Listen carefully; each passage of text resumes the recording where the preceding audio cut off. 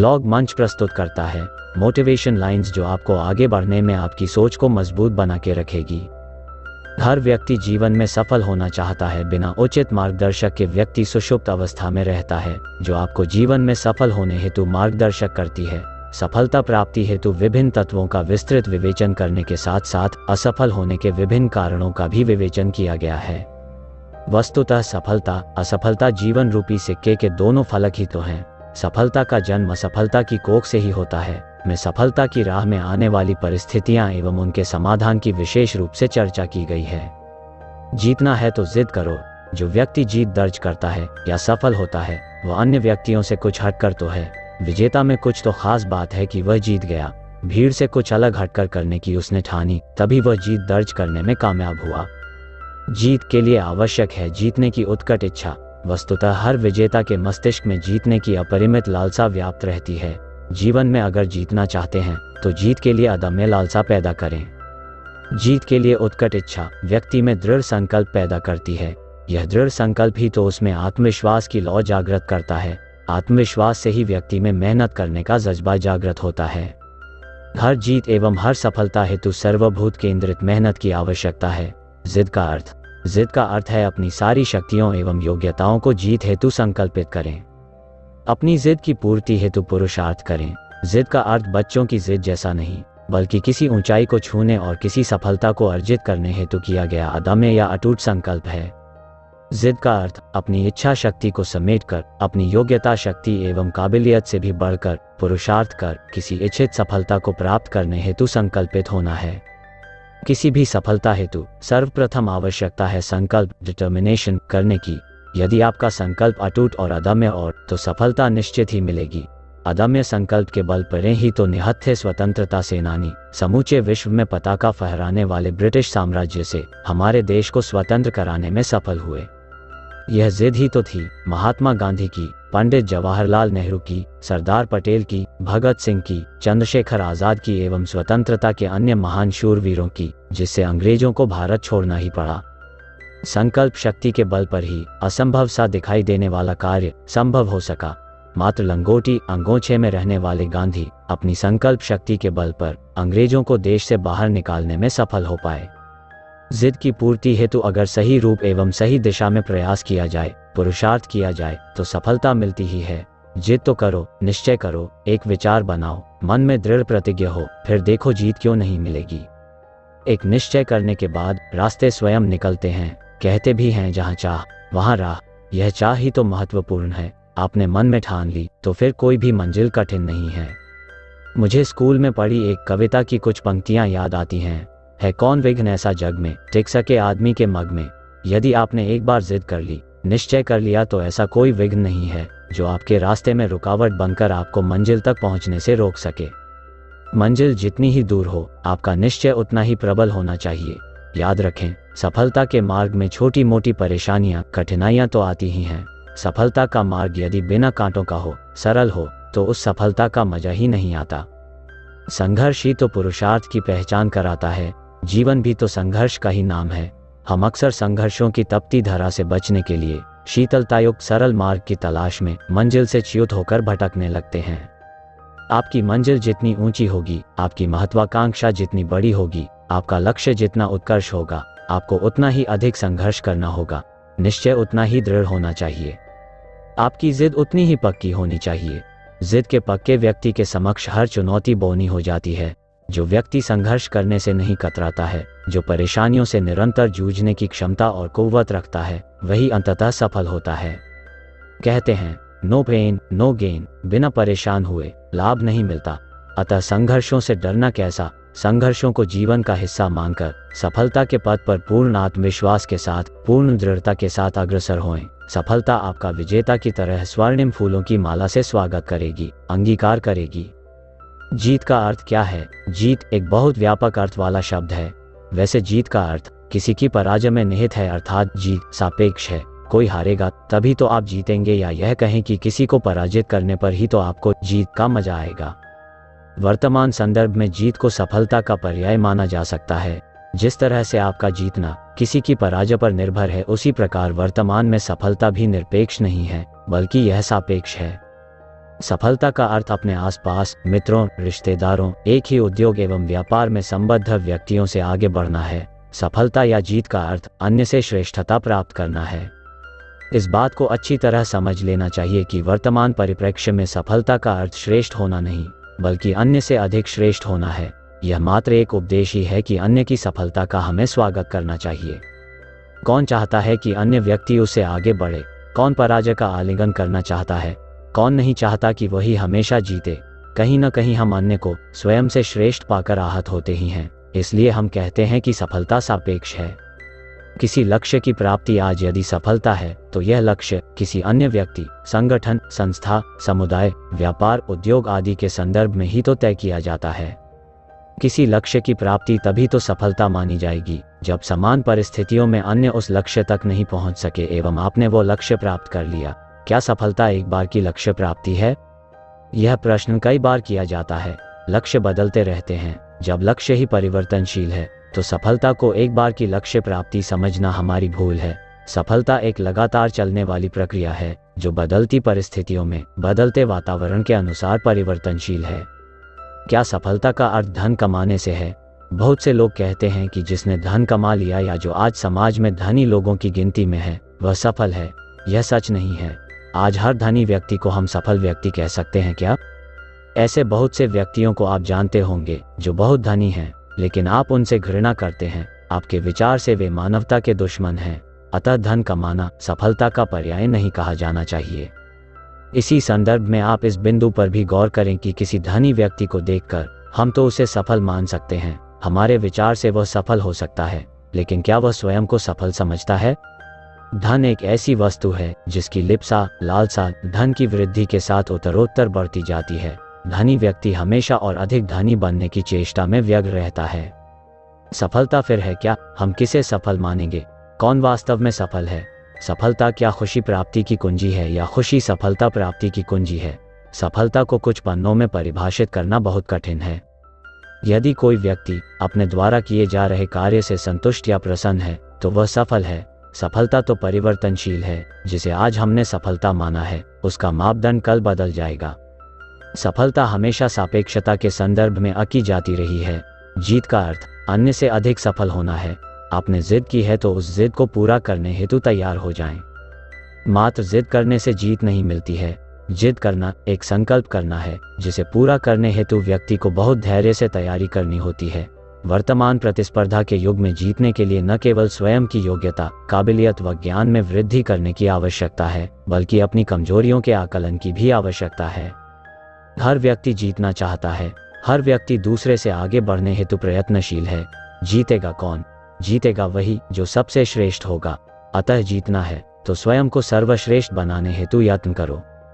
जो सर्वश्रेष्ठ है, जिसमें जीतने की अधिक भूख है, जिसमें टॉप पर पहुंचने की अदम्य ललक है, वही इस युग में अपनी जीत दर्ज कर सकेगा। मात्र जिद करने से जीत सुनिश्चित नहीं हो जाती है।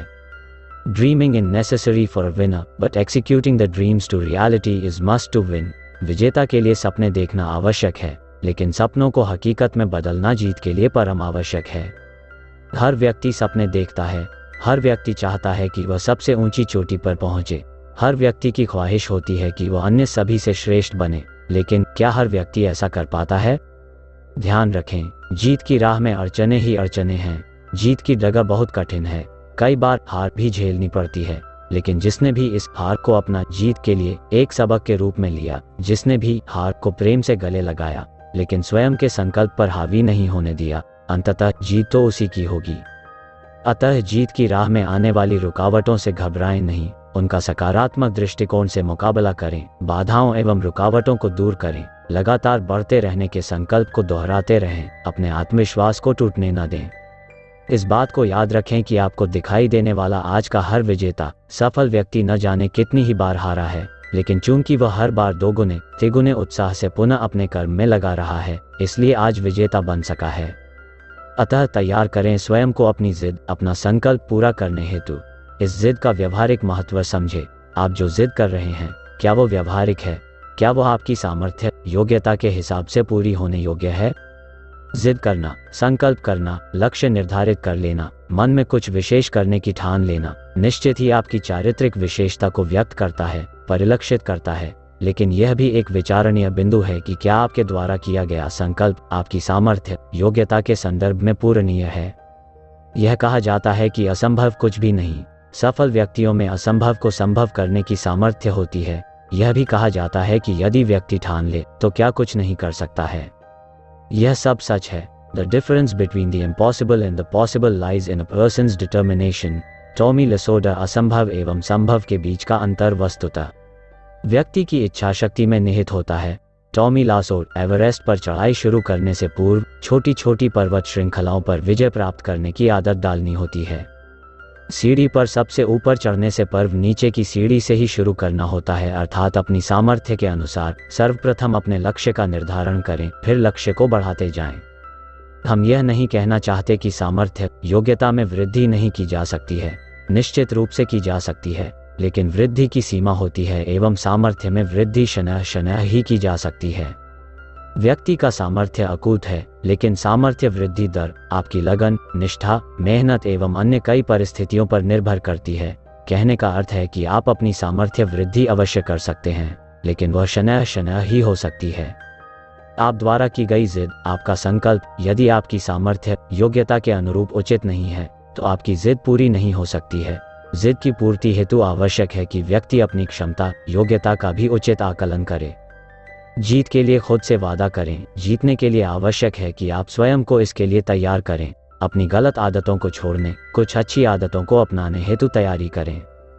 जीतने के खातिर स्वयं को सुधारने की, स्वयं की आदतों में कुछ छोटे छोटे सकारात्मक बदलाव की आवश्यकता होती है। देखिए, जब आपने जीतने का संकल्प ले ही लिया है, जीतने की जिद कर ही ली है, जीतने की मन में ठान ही ली है, तो उस जिद को पूरा करने हेतु स्वयं को तैयार तो करना ही होगा। दैनिक जीवन में की जा रही बहुत सी गलतियों को सुधारना होगा। स्वयं को विजेता की तरह तैयार करना होगा। स्वयं के आचरण में जीतने की आवश्यकता के संदर्भ में कुछ परिवर्तन करने होंगे। स्वयं से वादा करना होगा। आपके द्वारा की जा रही वादा खिलाफी हेतु न अन्य कोई निरीक्षक है, न कोई आपको उसके लिए रोकेगा, न टोकेगा। आप स्वयं ही वादा करता हैं और स्वयं ही पर्यवेक्षक हैं। अतः खुद से किया गया वादा एक ऐसा संकल्प है जिसे आप जीतने के लिए कर रहे हैं। स्वयं से किया गया वादा आपकी जीतने हेतु की गई जिद की पूर्ति के लिए आवश्यक है। अतः स्वयं से पूर्ण ईमानदारी से वादा करें एवं उसे हर हाल में निभाएं। वस्तुतः होता क्या है, हम कोई वादा तो कर लेते हैं, लेकिन उसकी पूर्ति के समय में स्वयं से ही बहाने बनाने लगते हैं। जैसे आज मौसम ठीक नहीं है, कल अवश्य उठ जाऊंगा, आज कुछ काम तो कर नहीं सकेंगा, आज रात कुछ अधिक नींद आई, कल से जरूर उठ जाऊंगा। इसी तरह के बहुत से बहाने बनाकर हम स्वयं से बेईमानी करते हैं। एक बात ध्यान रखें, जीत निरपेक्ष नहीं है। आज के इस प्रतिस्पर्धा के युग में जीत सापेक्ष है। आपके द्वारा जो समय नष्ट किया जा रहा है, उस समय का समुचित उपयोग अन्य व्यक्ति सकारात्मक रूप से कर रहा है तो वह आपसे श्रेष्ठतर होगा ना। जीतने का जज्बा, अनुशासन एवं व्यवहार कुशलता के साथ ईश्वर में आस्था आपको सफल होने में निश्चित ही मदद करते हैं। मजबूत इच्छा शक्ति से ही संभव है जीत।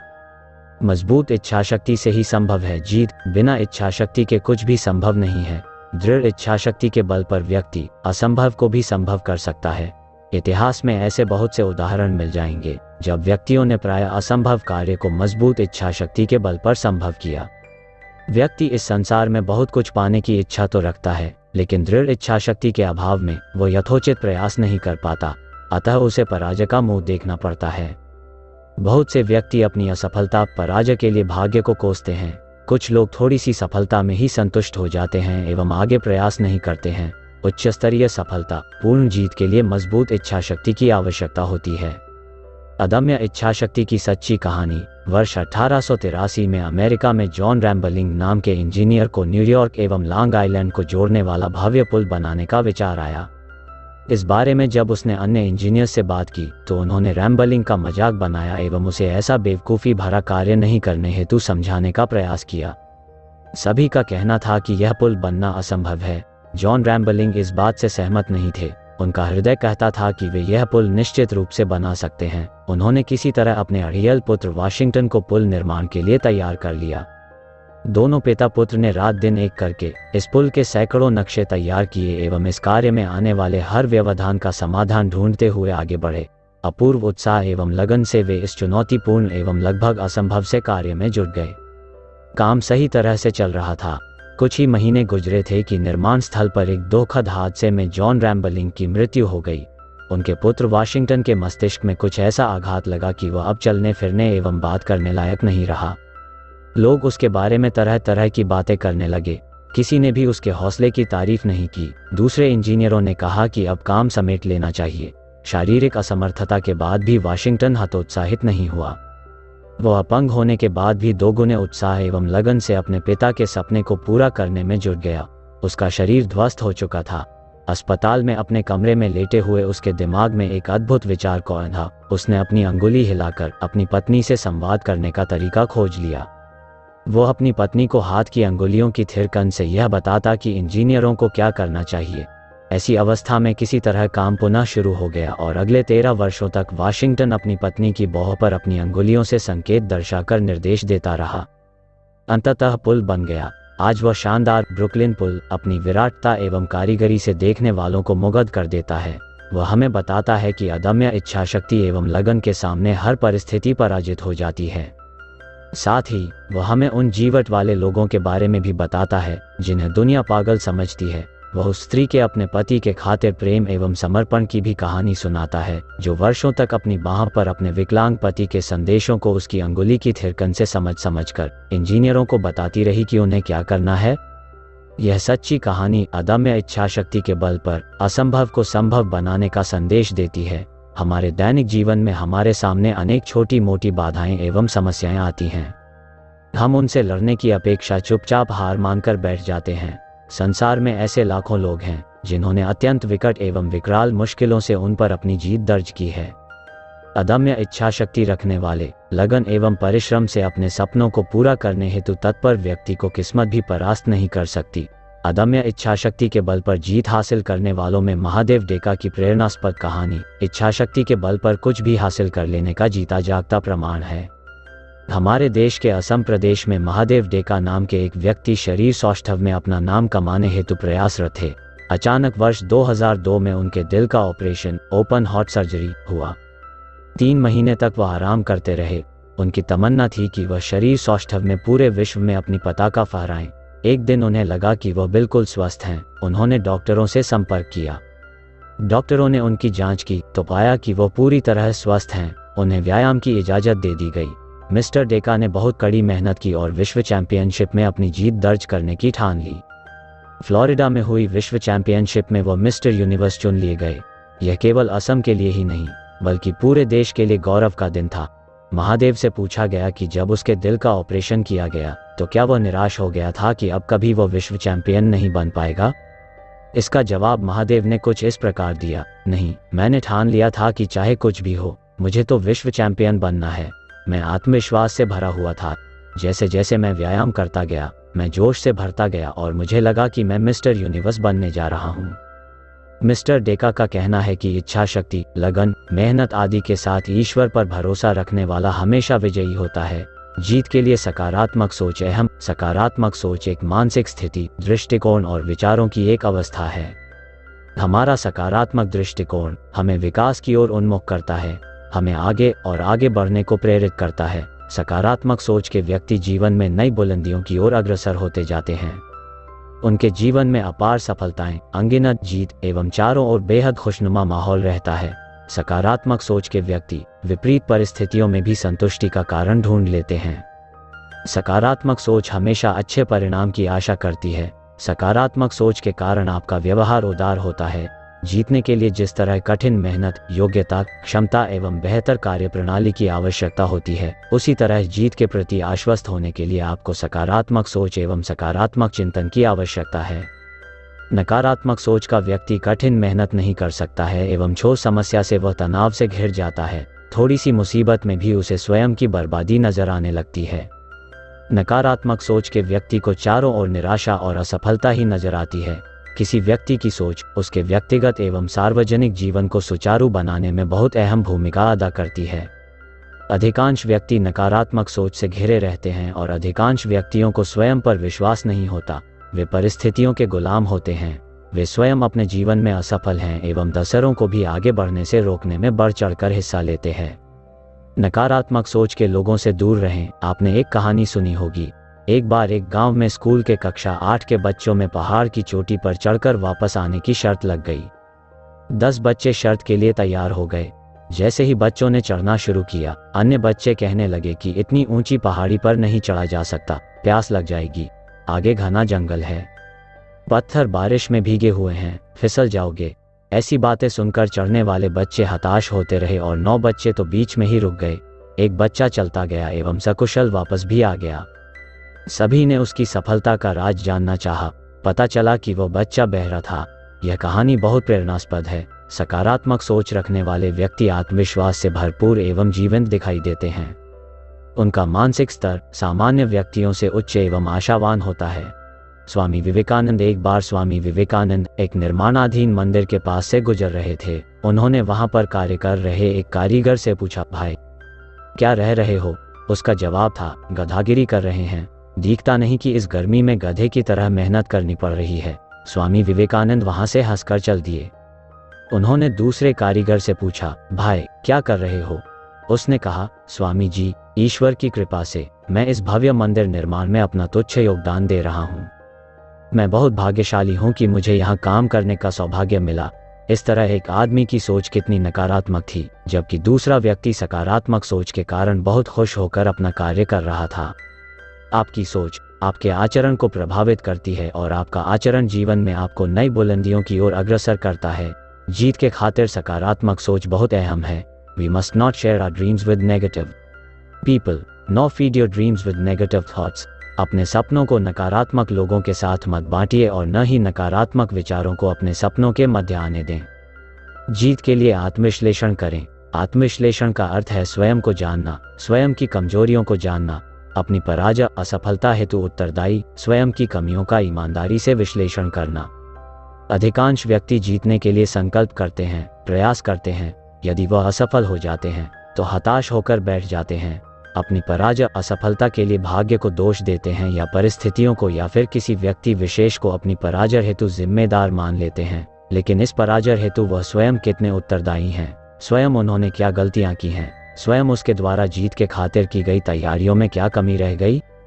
इसका आकलन, इसका विश्लेषण वह नहीं करते हैं। अपनी जीत के लिए बिना योजना बनाए किए गए प्रयास से सफलता संदिग्ध रहती है। पूर्ण लगन एवं निष्ठा के बिना किए गए प्रयास से जीत दर्ज करना नामुमकिन है। इसके अतिरिक्त हम अपनी पराजय का ठीकरा दूसरों के सर पर फोड़ते हैं। अपनी असफलता के खातिर किसी अन्य को जिम्मेदार ठहराना उचित समझते हैं। ऐसा करने से हमें कोई लाभ नहीं होता। हम स्वयं के प्रति ईमानदार नहीं रहते हैं। हम स्वयं अपनी पराजय को पक्का कर लेते हैं। जीत की राह में पराजय की सीढ़ियां आती हैं, लेकिन पराजय के कारणों का आप पूरी ईमानदारी से विश्लेषण करें एवं बिना झिझके इन कारणों का निस्तारण करते हुए आगे बढ़ें, तो पराजय की ये सीढ़ियां आपको जीत के दरवाजे तक ले जाएंगी और आप जीत का आलिंगन कर सकेंगे। इसलिए जीत के खातिर आत्मविश्लेषण का अत्यधिक महत्व है। अपनी गलतियों का विश्लेषण करें जिससे उनकी पुनरावृत्ति न हो। जीत की राह में गलतियां होना एक सामान्य बात है। भूल उसी से होती है जो कुछ करना चाहता है, लेकिन सफलता के लिए आवश्यक है कि अपनी गलतियों तथा भूलों का विश्लेषण करें। विश्लेषण का उद्देश्य यह रहे कि गलतियों की पुनरावृत्ति न हो। इसके लिए आप निम्न तरीके अपना सकते हैं। सर्वप्रथम स्वयं द्वारा की गई भूलों, गलतियों को सही तरीके से परिभाषित करें। यह समझें कि आपके द्वारा की गई भूल की प्रकृति क्या है, भूल का कारण क्या है। हमारी याददाश्त बहुत कमजोर होती है, अतः कुछ ऐसा तरीका ढूंढें कि स्वयं द्वारा की गई गलतियां, भूलों को आप भूला ना दें। आप एक डायरी में ऐसी गलतियों को नोट कर लें एवं उन पर बार बार गंभीरता से चिंतन करें, जिससे वे गलतियां मस्तिष्क में बनी रहें एवं हम उन्हें दोहराएं नहीं। स्वयं के द्वारा की गई गलतियों, भूलों को आप पूरी ईमानदारी एवं सकारात्मक दृष्टिकोण से स्वीकार करें। अपनी असफलता हेतु अन्य किसी को जिम्मेदार ठहराने का प्रयास न करके स्वयं की कमियों, स्वयं के द्वारा की गई भूलों एवं कोताही का आकलन ईमानदारी से करें। आपका यह चिंतन आपको की गई गलतियों, भूलों की पुनरावृत्ति करने से रोक सकेगा। ऐसा सुप्रयास करें। स्वयं को इतना सतर्क रखें कि भूल होने ही न पाए। आप समस्या के समाधान की अपेक्षा समस्या को पैदा ही न होने दें। आपका ऐसा प्रयास होना चाहिए कि भूल हो ही नहीं। इसका अर्थ यह नहीं है कि भूल होना कोई असामान्य बात है या भूल होने का अर्थ असफल होना है। वस्तुतः सफलता की राह में भूल या गलतियां एक सामान्य बात है। इसके प्रति आप जितने अधिक जागरूक होंगे उतनी ही इसमें कमी आ सकेगी। अंतिम लेकिन सबसे महत्वपूर्ण बिंदु है, गलती या भूल होने पर उसे सुधारने में देरी न करना। ऐसी किसी स्थिति में शुरू से पुनः प्रारंभ करने की अपेक्षा गलती को तुरंत सुधारकर आगे बढ़ना अधिक उचित होता है। अपनी भूल को सुधारने की पहल तुरंत करें। यह बात अच्छी तरह समझ लें कि भूल तो होगी ही, लेकिन आपने जितनी शीघ्रता से अपनी भूल का निराकरण कर दिया, आप उतने ही शीघ्र जीत के करीब पहुंच जाते हैं।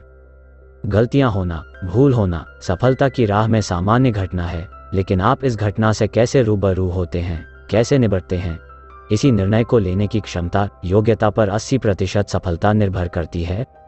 जीत के लिए औसत से ऊपर उठे। जीतने के खातिर आवश्यक है कि हम बेहतर हों। बेहतर का अर्थ है हम अन्य से श्रेष्ठ हों, अर्थात औसत व्यक्ति से ऊपर उठे, स्वयं को बेहतर बनाने का प्रयास करें। स्वयं का आकलन अन्य की तुलना में करें। जंग में जीत उसी की होती है जो स्वयं को अन्य से श्रेष्ठतर बना सके। आप द्वारा की गई मेहनत, कार्य करने की धुन, सफल होने की लिप्सा आदि इतनी होनी चाहिए कि अन्य व्यक्ति आपके बराबर पहुंच ही न सकें। सर्वश्रेष्ठ बनने की चाहत का अर्थ सर्वश्रेष्ठ के अनुरूप स्वयं को कड़ी मेहनत करने के लिए तैयार करना है। बहुत से व्यक्ति बहुत बड़ा लक्ष्य सामने रखकर चलते हैं, लेकिन उनका प्रयास उस लक्ष्य के अनुरूप नहीं होता है। कड़ी मेहनत की आदत डालें, समय का अपव्यय न होने दें। हम बहुत से ऐसे व्यक्तियों को जानते हैं जो समय की कमी का रोना रोते हैं, लेकिन यदि उनकी दिनचर्या को खंगालें तो वे अपने समय का अत्यधिक अपव्यय करते हैं। यह एक औसत व्यक्ति का आचरण है। आपको औसत से ऊपर उठना होगा। आप भी ऐसे बहुत से व्यक्तियों से परिचित होंगे जो थोड़ी सी भी समस्या आने पर अपना आपा खो बैठते हैं, तनाव में आ जाते हैं। जिस काम को हर संभव पूरा करने का पहले दम भरते थे, उसे क्रोध में आकर त्याग देते हैं। ऐसा नहीं है कि उनमें सामर्थ्य की कमी है या वे योग्यता नहीं रखते, लेकिन स्वयं की आदतें, धैर्यहीनता, व्यवहारिक ज्ञान की कमी आदि के कारण वे लक्ष्यहीनता का शिकार हो जाते हैं एवं दिशाहीन होकर भटक जाते हैं। स्वयं को बेहतर बनाने का अभिप्राय हर क्षेत्र में स्वयं को बेहतर बनाना है। कठिन मेहनत से, स्वयं की कमजोरियों एवं खराब आदतों पर विजय प्राप्त करने से अपनी योग्यता एवं सामर्थ्य में वृद्धि करना संभव हो सकता है। औसत व्यक्ति एक साधारण जीवन जीता है। वह न तो जीतने के प्रति लालायित होता है और न जीतने की इच्छा रखता है। उसमें विजेता बनने हेतु आवश्यक मेहनत करने की लगन भी नहीं होती है। आपको यदि जीतना है तो औसत से ऊपर उठना होगा, स्वयं को बेहतर बनाना होगा। नरेंद्र मोदी एक अत्यंत साधारण परिवार में जन्म लेकर भारत जैसे विशाल लोकतांत्रिक देश का लोकप्रिय प्रधानमंत्री बनना सभी के लिए संभव नहीं है। इसके लिए जिन गुणों की आवश्यकता होती है, वे गुण कुछ गिने चुने दृढ़ प्रतिज्ञ व्यक्ति ही अर्जित कर पाते हैं। जी हाँ, मैं बात कर रहा हूँ 17 सितंबर 1950 को गुजरात के वडनगर में जन्मे नरेंद्र मोदी की। अपने बचपन में अनेक विषमताओं एवं विपरीत परिस्थितियों का सामना करने वाले नरेंद्र मोदी ने राजनीति शास्त्र विषय में एमए की पढ़ाई पूरी की। उन्होंने अभावों के बीच रहते हुए भी अपने जीवन समर को सदैव एक योद्धा सिपाही की तरह लड़ा। उन्होंने अपने उदात्त चरित्र, बल एवं साहस से अपने तमाम अवरोधों को अवसर में परिवर्तित कर दिया। उन्होंने कॉलेज के दिनों में कठोर संघर्ष एवं दक्षिण मन ताप से घिरे नरेंद्र मोदी के चरित्र में अद्भुत दृढ़ता का समावेश हुआ। यही कारण है कि आज तक वे अपना कदम एक बार आगे बढ़ाने के बाद फिर पीछे मुड़कर नहीं देखते। जीवन में सफलता प्राप्त करने के खातिर वे स्पष्ट दृष्टि, अपने लक्ष्य का स्पष्ट निर्धारण, कठोर एवं ईमानदार अध्यवसाय को अत्यंत आवश्यक मानते हैं। गुजरात के सर्वाधिक सफल मुख्यमंत्री के रूप में उन्होंने इस राज्य को भारत का सबसे अधिक विकास करने वाला राज्य बनाया, जिसके कारण उनकी चर्चा देश में ही नहीं बल्कि दुनिया भर में हुई। भारत के लोगों ने पूरे भारत को ही गुजरात जैसा विकसित करने की जिम्मेदारी देते हुए नरेंद्र मोदी को देश का प्रधानमंत्री निर्वाचित किया। युवावस्था में अपने भाई के साथ चाय की दुकान चलाने वाले नरेंद्र मोदी आज देश के सर्वाधिक लोकप्रिय राजनेता हैं। मजबूत इच्छाशक्ति, कठिन परिश्रम, दूरदृष्टि एवं लगन के दम पर एक साधारण व्यक्ति से प्रधानमंत्री के प्रतिष्ठित पद पर पहुंचने वाले नरेंद्र मोदी आज युवा वर्ग के लिए अक्षय प्रेरणा के स्रोत बन गए हैं। विजेता बनने हेतु अनिवार्य बिंदु, यदि आप विजयी होना चाहते हैं, सफलता पाना चाहते हैं, तो यह समझ लें कि विजय पथ संघर्षपूर्ण है। सफलता, विजय प्राप्ति की राह आसान नहीं है। इसके लिए आपको बहुत धैर्य एवं संयम से कठोर मेहनत करनी होगी। विजयी होने के लिए आपको योजना बनाकर अपने लक्ष्य की ओर बढ़ना होगा। आपका लक्ष्य भी व्यवहारिक होना चाहिए। छोटे छोटे लक्ष्य बनाकर आगे बढ़ना श्रेयस्कर होता है। छोटी छोटी सफलताएं व्यक्ति को आगे बढ़ने के खातिर प्रोत्साहित करती हैं। इससे व्यक्ति में आत्मविश्वास जागृत होता है। जीतने की चाह रखने वालों में आत्मविश्वास के साथ साथ तीव्र इच्छाशक्ति, कठिन मेहनत करने का जज्बा एवं धैर्य की आवश्यकता होती है। सफल व्यक्ति बहुत धैर्यवान एवं आत्मविश्वास से लबालब भरे होते हैं। सफलता की राह में, जीत के पथ में असफलता की कई खाइयां आती हैं। असफलता की खाइयों को आपको बिना डरे हुए, बिना रुके हुए पार करना है। विजय पथ पर चलने वाला राही कई भूल करता है, कई गलतियां करता है। यह एक व्यवहारिक स्थिति है। मुख्य बात यह है कि आप कैसे इन भूलों का सामना करते हैं। सर्वप्रथम यह समझ लें कि जो व्यक्ति योजना बनाकर दूरदर्शिता से काम करता है वो बहुत कम गलतियां करता है। सही सोच से आने वाली कठिनाइयों एवं समस्याओं के संदर्भ में पूर्व में ही चिंतन मनन करने से कम त्रुटियां होती हैं। फिर भी गलतियां, भूल, त्रुटियां होना एक सामान्य बात है जो होगी ही। आप इन गलतियों से सबक लें एवं भविष्य में इनकी पुनरावृत्ति न हो, ऐसा सुनिश्चित करें। विजयी पथ के राही के लिए स्वयं पर अटूट विश्वास रखना एवं आशावादी होना आवश्यक है। असफलताओं से भयभीत होकर न तो आत्मविश्वास का साथ छोड़ना चाहिए और न ही निराश होना चाहिए। कई बार शुरुआत गलत हो जाती है तो ऐसी स्थिति में पीछे हटने की आवश्यकता नहीं है, बल्कि उसी समय से एक नई शुरुआत करें। गलती के खातिर स्वयं को अपने भाग्य को कोसना नहीं चाहिए। ऐसी भूलें, गलतियां हो जाती हैं तभी तो कहा जाता है कि विजेता का पथ संघर्षपूर्ण होता है। स्वयं को न तो कोसें और न ही किसी अन्य व्यक्ति की शिकायत करें। असफलता के लिए स्वयं को भाग्यहीन समझना भी गलत है। साहसी बने, सकारात्मक सोचें। सकारात्मक सोच में सफलता का मार्ग सुगम होता है। दुखी न हो। यदि आप आज असफल होते हैं तो कल सफल भी होंगे ही। इसी विश्वास से आगे बढ़ते रहें। आत्मविश्वास, साहस, दृढ़ इच्छा शक्ति, कड़ी मेहनत आदि से हर असंभव सा दिखने वाला कार्य भी संभव हो जाता है। चिंता न करें, अपनी सफलता के प्रति आशंकित न रहें। चिंतन करें, स्वयं के द्वारा उठाए गए कदमों की स्वयं समीक्षा करें। सकारात्मक सोच के व्यक्तियों की राय ली जा सकती है। यह आवश्यक नहीं कि आप किसी की राय को हूबहू मान लें। आप उस राय में अपने अनुसार परिवर्धन कर सकते हैं। उचित चिंतन आपकी सफलता का मार्ग प्रशस्त करता है। नकारात्मक सोच के व्यक्तियों से दूरी बनाए रखें। ऐसे व्यक्ति स्वयं अपने जीवन में असफल होते हैं तथा सफलता की राह में अग्रसर व्यक्तियों को बिना मांगे अपनी राय देकर हतोत्साहित भी करते हैं। धन्यवाद।